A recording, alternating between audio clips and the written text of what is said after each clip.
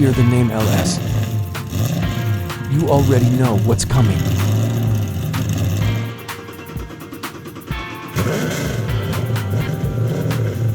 Power, reliability, simplicity, and a cultural movement that has taken over every corner of the automotive world.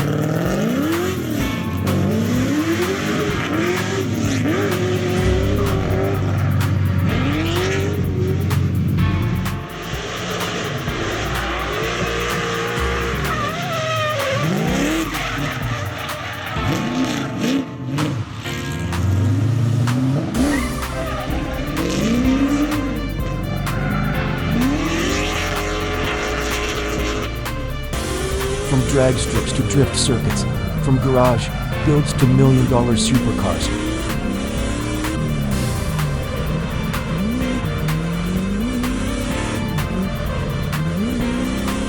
There exists a single family of engines that rewrote what a modern American V8 could be.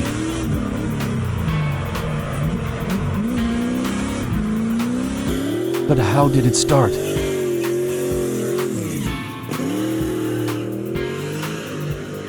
Why did this engine become the most swapped power plant on Earth?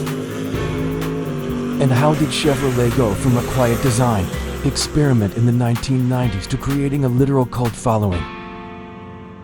The LS Nation?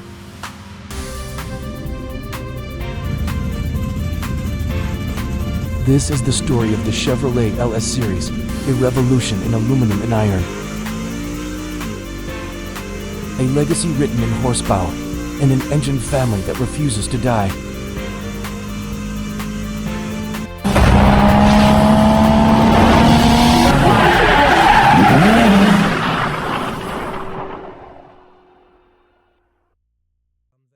In the early 1990s, General Motors faced a problem. The world was changing fast. Japanese engineering was evolving rapidly. Fuel efficiency laws were tightening. And the small block Chevy, the legendary 350 V8 that had powered millions of vehicles since the 60s, was starting to show its age. It was time for something new. But GM engineers faced a challenge.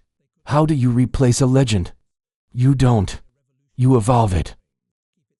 The team didn't set out to create a brand new radical engine. Instead, they wanted a modern small block with all the simplicity and character of the original, but with 21st century reliability, power, and efficiency. And in 1997, they delivered something no one expected. The LS1 debuted in the 1997 Chevrolet Corvette C5, and it was an earthquake in the automotive world. 5.7 liters, aluminum block, 345 horsepower, lightweight, efficient, powerful, and best of all, stupidly reliable. But that wasn't the real secret. The LS1 was compact, shockingly compact. Its pushrod design, considered old by some engineers, allowed the engine to be short, narrow, and light. This meant you could fit the LS almost anywhere. Sports cars, sedans, trucks, kit cars, drift machines, sandrails. And so, accidentally, the greatest swap engine in history was born. But at the time, nobody knew what was coming.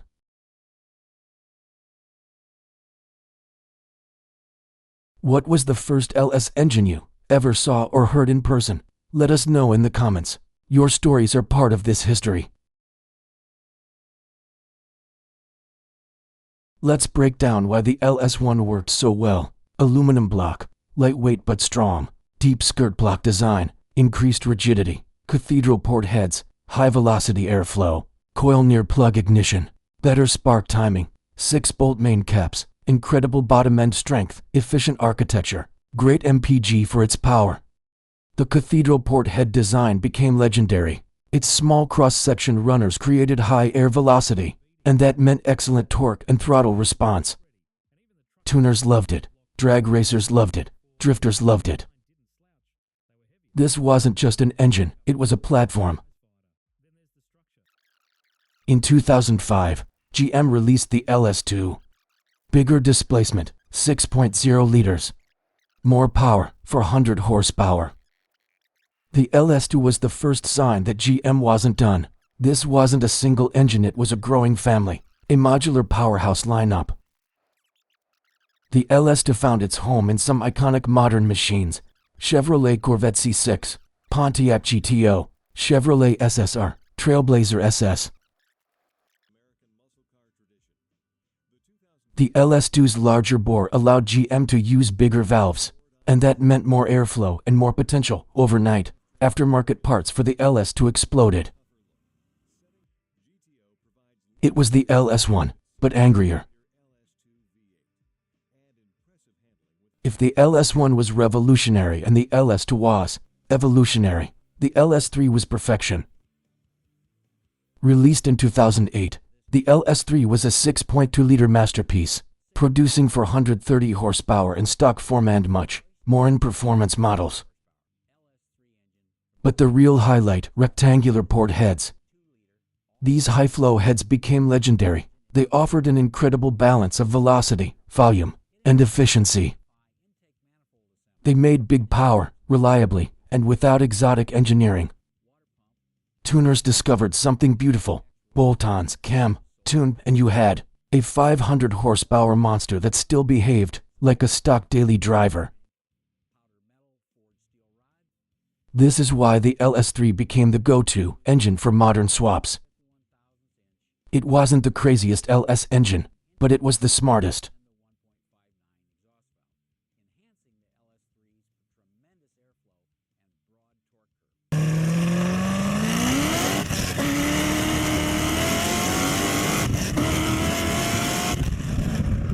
Now we enter the realm of madness. The LS7, a 7.0-liter hand-built masterpiece from GM's Performance Build Center, 505 horsepower, 470 pounds-ft of torque, titanium connecting rods, dry dash sump oiling, forged internals, and had flow numbers that embarrassed engines twice the price.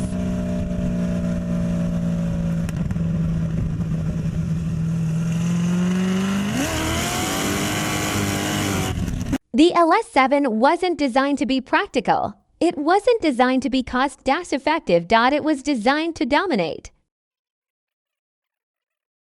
Found in the legendary C6 Corvette Z06, the LS7 became one of the greatest naturally aspirated V8 SEF ever produced.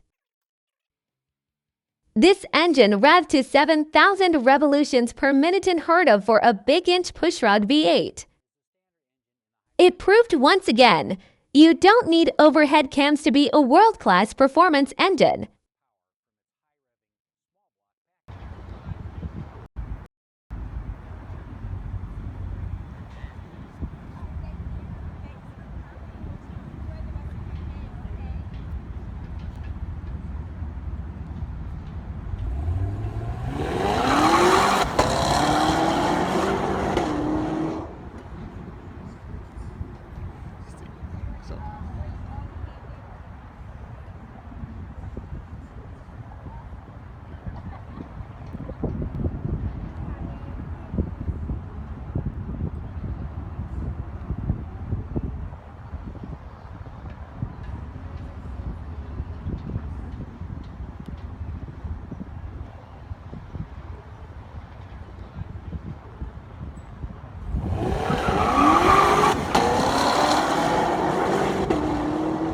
When GM decided to go supercharged, they didn't hold back. Found in the CT-SV and the 5th-gen Camaro ZL1, the LSA used a 1.9-liter Eaton blower. It wasn't the most extreme LS engine, but it was the most accessible supercharged model. The LSA offered what enthusiasts called factory cheat codes, pulley injectors tune, and it would push past 600 to 650 horsepower without breaking a sweat.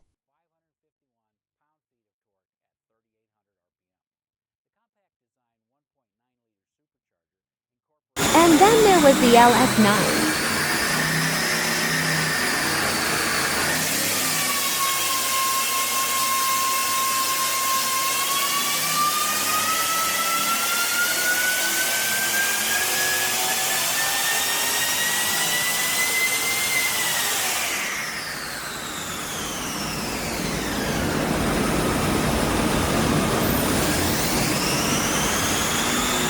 A hand-built 6.2-liter all-aluminum beast with a 2.3-liter SUP RCHARG R.638 horsepower from the factory.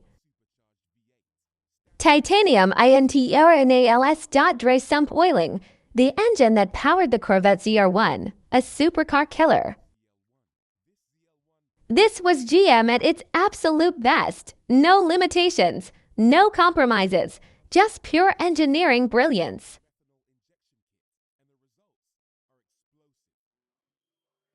The LS9 didn't just compete with Europe's best, it beat them. The LS wasn't just successful because it was powerful. It was successful because of what it allowed people to do. Let's break down the keys to its domination. 1. Compact size. A pusher design meant the LS could fit into surprisingly small engine bays. 2. Lightweight construction. Aluminium blocks made the LS competitive with exotic engines. 3. Inexpensive parts. There was no need for specialty components, just strong, affordable design. 4. Incredibly strong bottom and 6-volt mains meant even stock engines could take abuse. 5. Aftermarket support cans, intakes, heads, turbos, superchargers, mounts, ECU kits that exploded. 6. Modularities. 1. LS2, LS3, LSA, LS7, LS9. They all share architecture.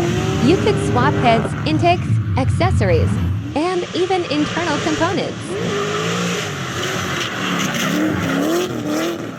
7. Reliability. Under power stock, LS engines routinely hold 700 to 1,000 horsepower with proper tuning. This wasn't a fluke, this was intentional engineering.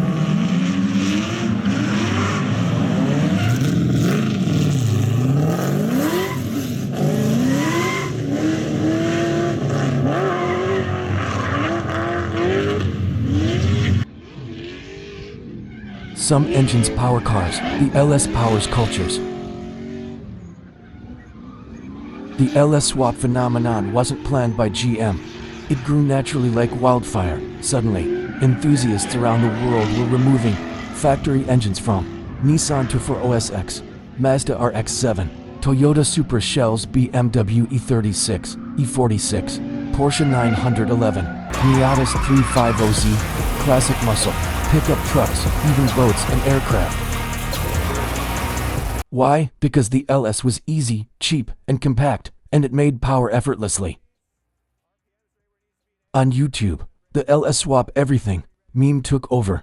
Companies began producing plug-and play mounts for nearly every car, and a new era of grassroots performance was born. The LS became the people's engine. Every great engine earns legends. The LS earned thousands. Stories of 300,000-mile engines making .500 horsepower with only a cam and springs. Stories of junkyard 5.3 truck engines boosted to 800 horsepower for less than $2,000. Stories of LS cars beating supercars at half the cost. This mythology wasn't exaggerated, it was proven. Every day, every track day, every drift event, every dyno session. The LS had become a cultural icon.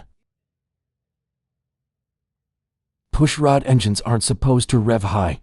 They're not supposed to make big power efficiently. They're not supposed to compete with OHC designs. But the LS did. Why? Because GM redefined the pushrod engine. Lightweight valves, efficient combustion chambers, modern ignition, high-flow heads, strong rotating assemblies, computer-designed chem profiles. The result: a compact, lightweight engine with the torque of a truck motor and the smoothness of a performance machine. It wasn't old tech, it was optimized tech.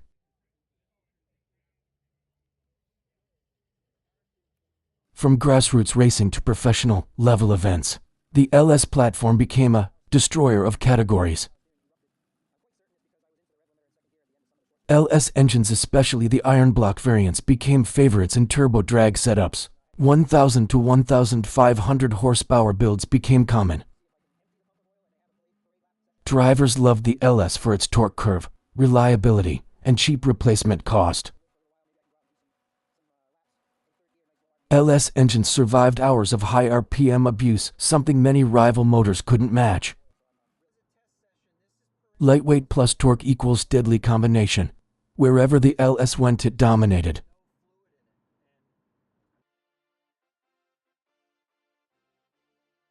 In 2014, GM launched the LT series, newer, more advanced, direct-injected V8 South. Some thought this meant the LS era was over.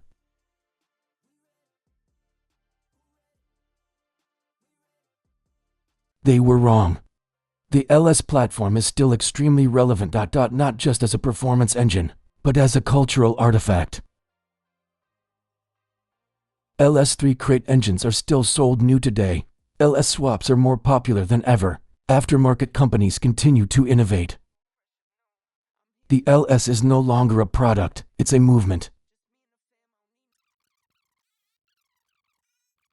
The Chevrolet LS series didn't just change cars, it changed car culture. It reshaped what was possible. It made performance accessible. It proved that simple engineering executed brilliantly can outlive trends, outpace innovation, and outperform expectations. From LS1 to LS2, LS3 to LS7, LS8 to LS9. This is the story of a legend, a revolution on four wheels, an engine that united gearheads across the world.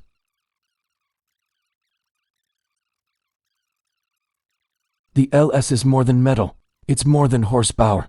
It's a symbol of passion, creativity, and engineering freedom. And its legacy, it's just getting started.